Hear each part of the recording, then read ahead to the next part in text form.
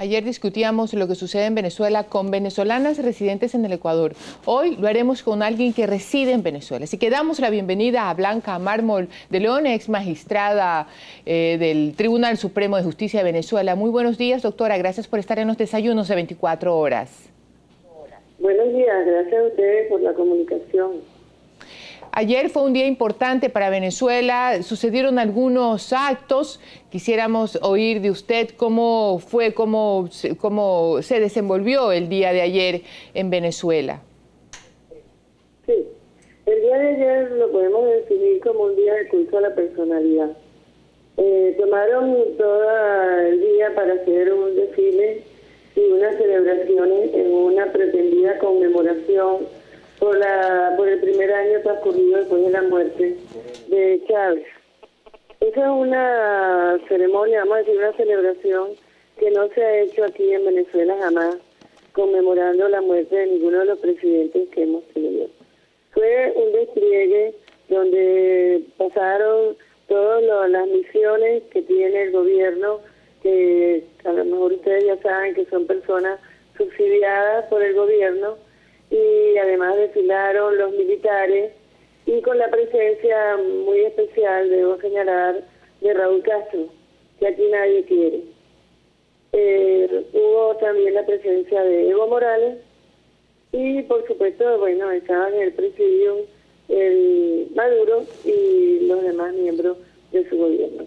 Mientras tanto, había en el Táchira una celebración multitudinaria. El Táchira es un estado de Venezuela de protesta, algo realmente abrumador, y en toda parte del país había manifestaciones que fueron fuertemente reprimidas. Ayer fue un día de represión en Caracas, en Barquisimeto, en el Táchira, en Anzoátegui, y cuando le hablo de represión con disparos, y con disparos hacia los apartamentos, hacia las viviendas, con uso de bombas, de unas bombas que aturden, que no pueden usarse obviamente para dispersar manifestaciones. Le hablo de tanques que fueron desplegados en la Plaza Altamira y luego en Chacao, y cuando iban pasando por las calles, expresamente se dedicaban a chocar los carros allí estacionados, y esto después de que la gente, por supuesto, se había retirado ante semejante ofensiva.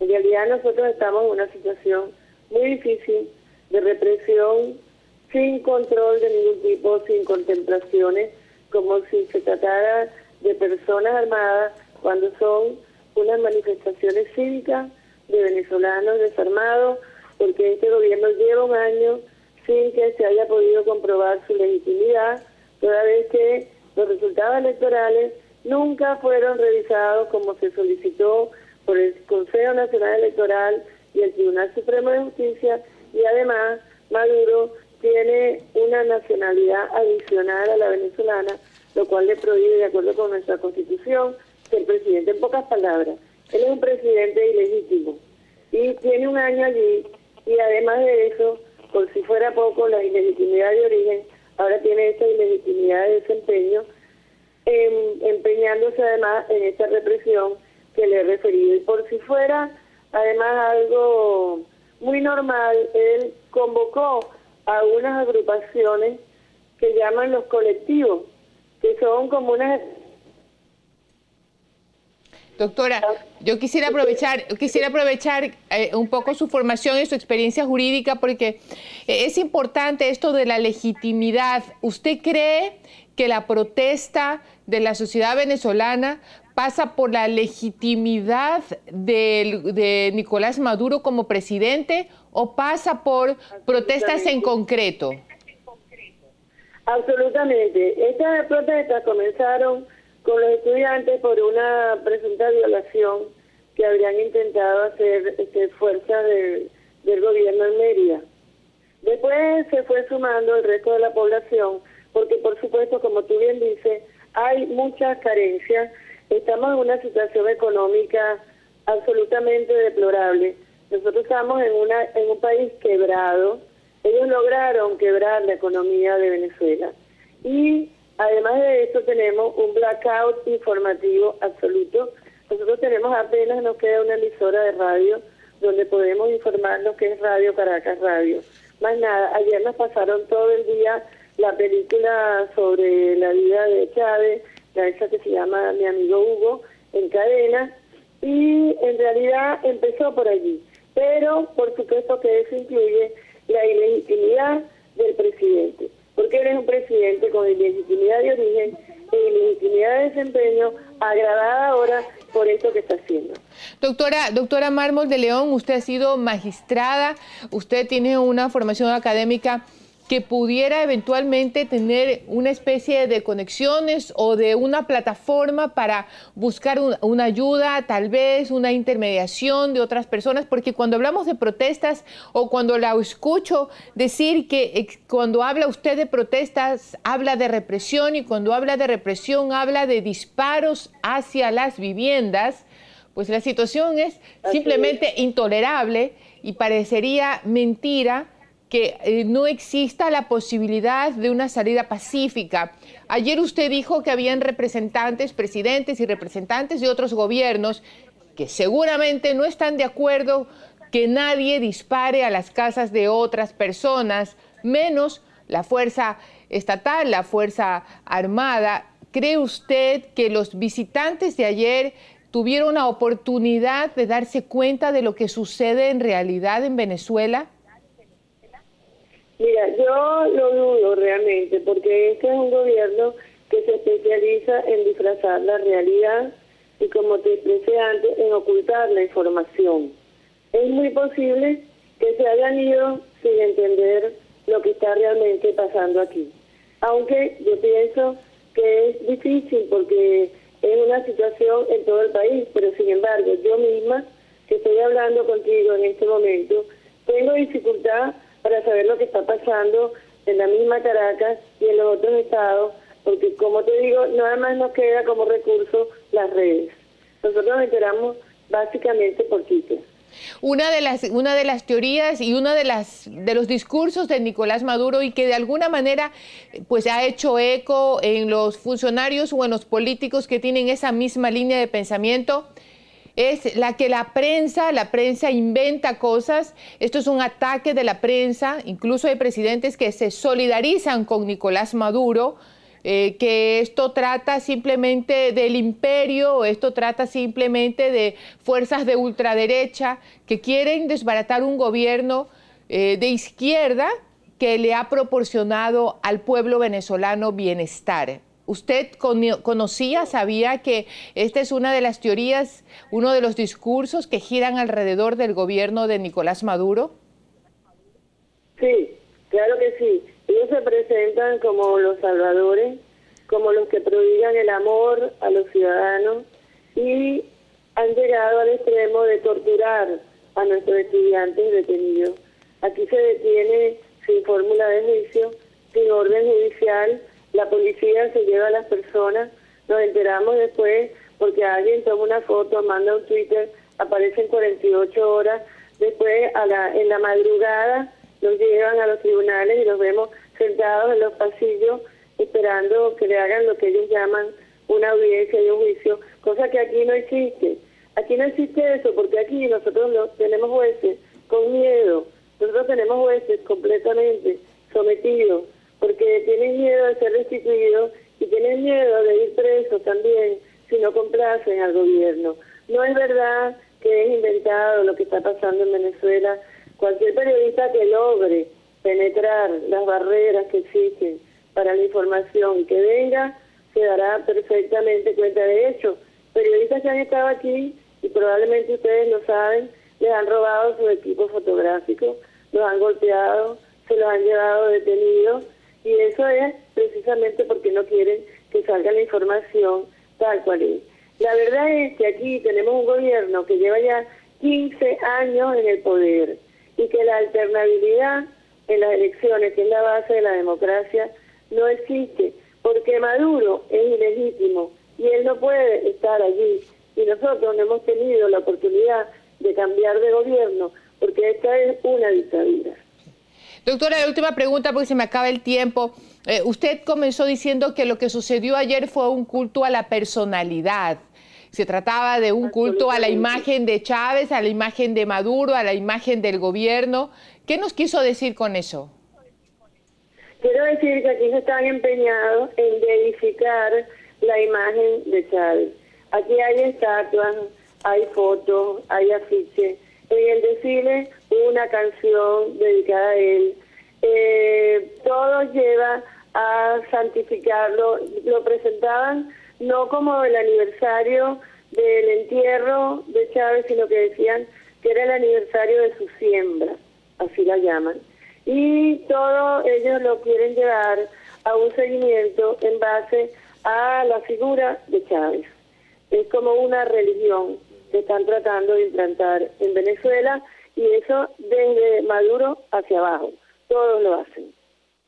Muchísimas gracias por estar con nosotros en nuestro programa. Muchísima suerte y esperamos que el pueblo venezolano, independientemente del gobierno que tenga, pues viva en paz y sobre todo con el respeto a la dignidad humana, que es la base de cualquier sistema democrático. Doctora Blanca Rosa Mármol de León, ex magistrada de Venezuela, nos ha acompañado aquí en los desayunos de 24 horas. Le agradecemos sinceramente y que tenga un buen día. Gracias a ustedes por darnos la oportunidad, por darnos esta ventana. Feliz día. Gracias. Y de eso se trata, de comentar lo que sucede en el país, de lo que sucede en el mundo y cómo ciertas situaciones van menoscabando la raíz de la paz, sobre todo cuando se violan los derechos humanos. Hay un informe sobre violaciones a los derechos humanos que sucede aquí en Guayaquil. Tras los resultados electorales del pasado 23 de febrero, el presidente Rafael Correa reconoce que la Revolución Ciudadana ve nubarrones. Así que tras esta reflexión, dice él en su cadena, el primer mandatario anunció que va a revisar su postura inicial, es decir, va a reconsiderar lanzarse a otra reelección. Por eso, compañeros, creo que es mi deber revisar la sincera decisión que tomé de no lanzarme a la reelección, porque tengo la responsabilidad de garantizar que este proceso sea irreversible. No les estoy diciendo que me lanzar a la reelección. Sí creo que hay que levantar esas restricciones, sí creo que hay que pensarlo seriamente, sí creo que hay que dejar la puerta abierta. Vemos nubarrones en el horizonte de Revolución Ciudadana y todos deberemos estar en nuestras trincheras para defender lo logrado. A propósito del tema de esta reelección, el bloque de asambleístas de país no descarta que esta se amplíe para todas las autoridades. Asambleístas del oficialismo se reunieron a puerta cerrada para analizar la reforma que la presentaría vía enmienda a la Constitución, no consulta popular, enmienda a la Constitución. Jimena Ponce, de País, tampoco descarta que se analicen otras normas, como aquella que obliga a renunciar a una dignidad para postularse a otra. O sea, si entendemos bien, no necesita renunciar a su cargo para inmediatamente ser candidato o a la vez ser candidato a otra. Pero vamos a analizar este tema con Diego Salgado. Es asambleísta del Movimiento Creo. Diego, muy buenos días. Bienvenido a los desayunos de 24 horas. El tema de la reelección, si no me equivoco, tal vez el presidente García Moreno era el que le interesaba mucho el tema de reelegirse, porque Alfaro, por ejemplo, en las constituciones que estuvo vigente en su gobierno, no hablaba mucho de esa reelección. Pero en todo caso, no es un cuco que asuste. El Ecuador ha tenido ya presidentes que se han querido reelegir de alguna manera. Cuéntenos en tal caso, en este presente, ¿cuál sería la vía, en el caso que existiera, para que el presidente de la República pueda reelegirse indefinidamente?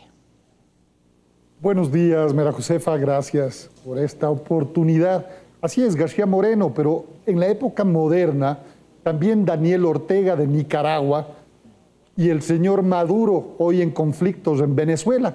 Y claro, desgraciadamente no son modelos de democracia, como para nosotros también seguir esa vía.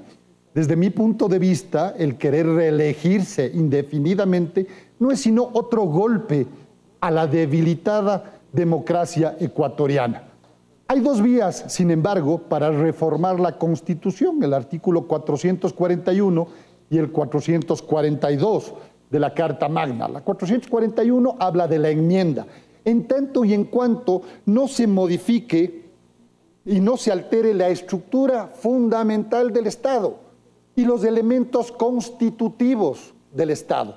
Y como elemento constitutivo, entre otros, es que el Ecuador es un Estado democrático y por lo tanto, en cambio, los elementos esenciales para una democracia, además de elegir con voto secreto, universal, libre, etcétera, etcétera, etcétera, es definitivamente la alternabilidad de los funcionarios, la alternabilidad de los dignatarios.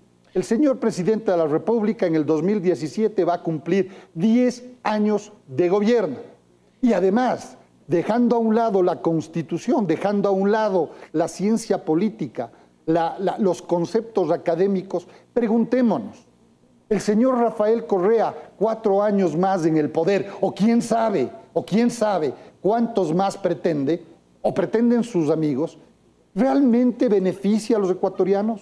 Una pregunta, Diego, justo ahí. ¿La pobreza? ¿Realmente va a combatir la inseguridad en la que estamos viviendo? Tal vez necesita tiempo, tal vez él cree que necesita tiempo, tal vez los 7 años que tiene no le han alcanzado, tiene todo un futuro económico por resolver, tiene un modelo económico que aplicar, hay un proteccionismo, las fábricas van a tener que desempolvarse, hay que hacer cosas en el Ecuador porque ciertas importaciones están restringidas, hay todo hay toda una política económica nueva que necesita tiempo para desplegarse. Además, no es solamente él, son las otras autoridades. Posiblemente eso sea lo que a él lo mueve, pues permanecer aún más en el poder. Estoy de acuerdo. Tal vez el proyecto político, Revolución Ciudadana, entre comillas, autodenominado, ¿no es cierto?, requiere de más tiempo. Pero nadie está diciendo que Alianza País, el movimiento de gobierno, no pueda participar en el 2017. Lo que aquí se pretende exclusivamente es reelegir a ese gran elector, al líder indiscutible y único de Alianza País. ¿Por qué? Desde mi punto de vista, porque solamente con él y arrastrados por él, todos los políticos amigos del presidente Correa que hacen parte de Alianza País pueden ser elegidos. Acabamos de ver el 23 de febrero. Ya no, ya esa regla tiene su excepción. Quito, por ejemplo, ya no. Exactamente. Entonces yo tengo la sospecha, más bien, que no tiene que ver con la continuidad de esta tal revolución ciudadana. Lo que tiene que ver es la presión de los amigos y cercanos del presidente Rafael Correa que se mantenga en el poder y que siga estando él presente en las elecciones para jalar a estos que pretenden ser candidatos y obviamente dignatarios. Sin embargo, estoy absolutamente de acuerdo con usted, el 23 de febrero, por lo menos las capitales, las 24 capitales de las provincias ecuatorianas, dijeron no más revolución ciudadana. Digo, una pregunta que el tiempo siempre corto en televisión y ya me queda muy poco tiempo. ¿Cuál sería la salida? Es decir, ¿tendríamos que dejar de ser estructuralmente democráticos para aceptar la oferta o la propuesta de Rafael Correa? Es decir, que él pueda reelegirse indefinidamente. No, definitivamente yo creo que para evitar este nuevo golpe a la democracia debilitada en el Ecuador, simplemente hay que respetar la Carta Magna, hay que respetar lo que dice la ley. Dejémosle ahí. El 2017 que presenten a uno de sus líderes, hombres o mujeres en Alianza País, para que opten por la presidencia de la República y seguir adelante con su revolución ciudadana. Por lo tanto, sigamos adelante. Hay 2 vías, sin embargo, que trae la Constitución para reformar la ley. Yo creo que si insisten hay que irse a un referéndum. Primero pasando por el 442, que es la reforma a la Constitución. Diego, muchísimas gracias, se me acabó el tiempo, vamos a quedarnos hasta ahí estudiando poco a poco las opciones. Lo importante, creo que en eso todos estamos de acuerdo, es que estructuralmente no perdamos nunca la democracia. Gracias por acompañarnos en los desayunos de 24 horas y gracias por recordarnos que hay situaciones que no pueden estar lejos del respeto a lo que dice la Constitución, pero por sobre todas las cosas a lo que establecen no solamente favores por parte del Estado, sino derechos, los conocidos como derechos humanos. Vamos a ver aquí en qué situación se han violado estos derechos en Guayaquil. Los desalojos en Monte Sinaí y la xenofobia a los refugiados serían dos de las más frecuentes violaciones a los derechos humanos que ocurrieron en este último año en Guayaquil. Así recoge el informe del Comité Permanente por Defensa de los Derechos Humanos. En un informe de casi 100 páginas, el Comité Permanente por la Defensa de los Derechos Humanos en Guayaquil recoge las 5 violaciones a los derechos humanos que más se cometieron en el último año. Según la organización, los casos se registraron durante los desalojos en Monte Sinaí, en el trato a refugiados colombianos, en el irrespeto a la diversidad sexual, en las cárceles y en la criminalización de la protesta social. Sobre los desalojos en Monte Sinaí, el informe detalla que se usó altos niveles de violencia frente a niños, personas con discapacidad y adultos mayores. El Estado no puede dejar en el desamparo a los seres humanos. Eso es una cosa absolutamente categórica. No estamos hablando de un problema que es poca cosa y que no termina solamente con la destrucción de la casa. Aunque Navarrete asegura reconocer las acciones del gobierno en contra de los traficantes de tierra, señala que no hay justificativo para el desalojo forzado. De igual forma, el documento detalla que existen expresiones xenofóbicas para los refugiados colombianos al relacionarlos con hechos delictivos como el sicariato y la usura. Hay un conjunto de actores que van construyendo esta imagen. A pesar de estas situaciones, que según el comité son más frecuentes de lo que parecen, pocos son los que se animan a denunciarlas y continuar con un proceso legal en contra de los autores del delito. El documento hace énfasis en que las violaciones en materia de derechos humanos en el país ensombrecieron los avances en materia vial, servicios de salud, inclusión social y la política exterior sobre el principio de soberanía nacional. El trabajo de la organización incluye también testimonios de las víctimas. Joana Ramos, 24 horas. Ya nos acompaña Billy Navarrete, secretario ejecutivo del Comité por la Defensa de los Derechos Humanos. Billy, buenos días. Buenos días. ¿Quién más que tú para que nos expliques un poco este primer y vergonzoso lugar de la violación, los desalojos en Monte Sinaí, que en buena hora los tratamos aquí en Teleamazonas algunas veces? Sí, sí. Gracias por la invitación.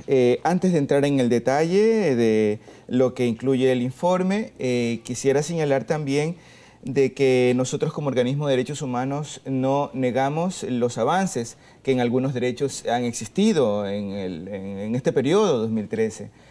Creemos que la inversión, por ejemplo, en administración de justicia, en la infraestructura, sin duda, Policía Nacional, cárceles, son hechos importantes. Asimismo, lo que ya se ha venido reconociendo en materia vial, programas de inclusión social, son hechos que hay que sacarle brillo porque son buenas prácticas, efectivamente. Pero sin embargo, desde lo que nos toca como sociedad civil, tenemos que señalar estas deudas que se siguen manteniendo. Algunas... Alguien tiene que hacer ese trabajo que no siempre es agradable y nunca le gusta al poder porque se lo cuestionan, sin dejar de reconocer las cosas y los avances que en muchas partes hay, ¿no? Efectivamente. Acá el tema de los desalojos es una de las tendencias que creemos que es necesario revisar para no volver a cometer estos errores que se cometieron. Lo que reúne el informe son descripción y estudio de tendencias, descripción documentada de tendencias, es decir, una secuencia de acciones que tienen un mismo común denominador. Y sobre estos desalojos, en buena hora las cosas se calmaron un poco, valió la pena la denuncia, el decirle a la autoridad, por favor, detenga, sí sirvió, creo, ¿no? Sí, yo creo que una de las elementos vitales es que la gente reclame por las cosas que las atropellan sus derechos. Aquí estos fueron acciones, algunas legales, por ejemplo la medida cautelar firmada por 5 mujeres, entre esas madres solteras, mujeres con discapacidad, que dijeron a la autoridad, fíjense lo que están haciendo, no sigan. Aquí hay gente que está quedando en el desamparo. Esta acción que ya señala un ánimo de la población fue la que hizo a la larga que las autoridades midieran lo que estuvieron haciendo. Una cosa fue cómo se actuó, por ejemplo, en las Talías, en la cooperativa Las Talías 1 y 2, en mayo del 2013, y otra cosa fue cómo se desarrolló luego el segundo desalojo en julio del 2013. Qué bueno que se pudo detener algo. El segundo tema es la xenofobia. Sí, eso es un tema realmente bastante preocupante. Aquí hemos reunido varias aristas de esta misma problemática, comenzando por el caso concreto de un comerciante informal, que además es refugiado, que denuncia extorsión sistemática que ha venido sufriendo por parte de la Policía Metropolitana.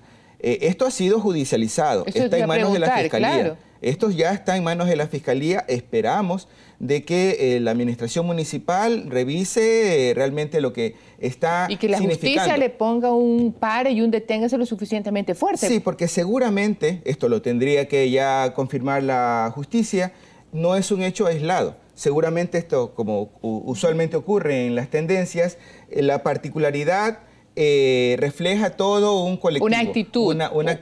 Una tendencia, sí.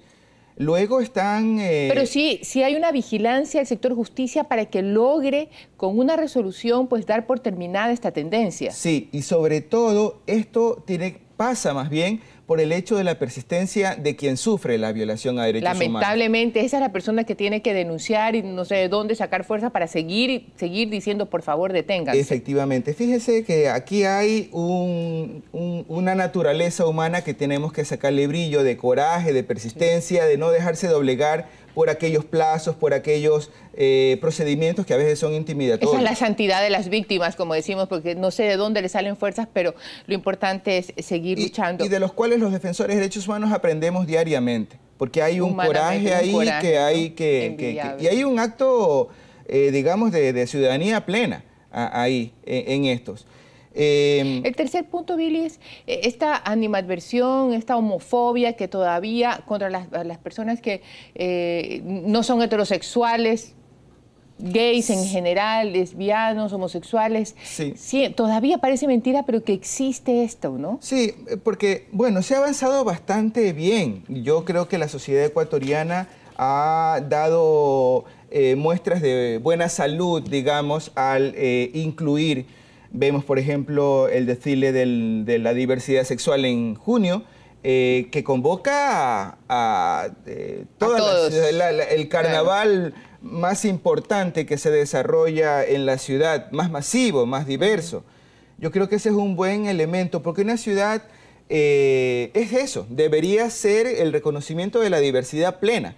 Y acá hay un colectivo bastante activo que ha venido reclamando sus derechos en esto. Y creo que ahí hay una buena práctica también de algunas autoridades que han venido asimilando estas reivindicaciones, ¿no? Qué bueno, qué bueno que la misma autoridad pública haya tenido otra actitud en los últimos tiempos. Sí, hay un último tema, en realidad son varios más. Sí, me quedan 4 segundos. Seguro, es el tema carcelario.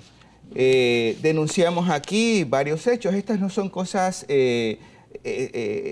digamos, escogidas al azar. Son casos realmente bastante documentados y en el caso carcelario, el trato que se le da a las mujeres a la visita a su familiar que está privado de la libertad, ese cateo íntimo que es realmente tormentoso, humillante. Y denigrante y humillante. Eso es una práctica que no debe continuar. Permíteme un ratito este informe para cerrar. Primero agradecerte por estar con nosotros, para ponerlo a las autoridades. Existen, señores, unas personas técnicas especializadas con una formación académica y una experiencia humana lo suficientemente sólida que les deja saber a ustedes que ejercen el poder público cuáles son esos hechos que significan una tendencia violatoria. Así que sería bueno que en algún rato del día lo lea para que corrija. Recuerde que usted es responsable de lo que hace y de lo que deja de hacer. Gracias, Billy. Gracias, María José. Buenos días.